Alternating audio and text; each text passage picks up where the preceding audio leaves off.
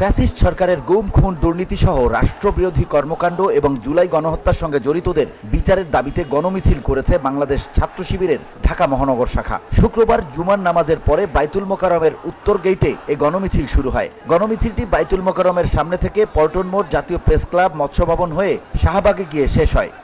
বাংলাদেশ ইসলামী ছাত্র শিবির একটা আদর্শিক সংগঠন, এই কারণে আমরা এই মিছিলে তাদের অংশগ্রহণ করেছি। আজকে একত্রিত হওয়ার মূল কারণ ফেব্রুয়ারি মাস জুড়ে আওয়ামী লীগ স্বৈরাচার ফ্যাসিবাদ তারা কর্মসূচি ডাক দিছে, সেই কর্মসূচির বিরুদ্ধে আজকে আমাদের এই প্রোগ্রাম শুরু। আর এই পুরো মাস জুড়ে জামাত শিবিরের প্রোগ্রাম থাকবে ইনশাআল্লাহ। ৩৬ জুলাই বিপ্লবে আমাদের বাংলাদেশের হাজার হাজার ছাত্র জনতা এবং সাধারণ জনগণ যেভাবে অন্যায়ভাবে হত্যা করা হয়েছে, তাদের বিচার কার্যক্রমকে ত্বরান্বিত করার জন্য আজকে ইসলামী ছাত্র শিবির এই উদ্যোগ নেওয়া হয়েছে। বাংলাদেশের মানুষের সবারই উদ্দেশ্য এবং লক্ষ্য এবং চাওয়া, প্রাণের দাবি যে এই বিচার হোক।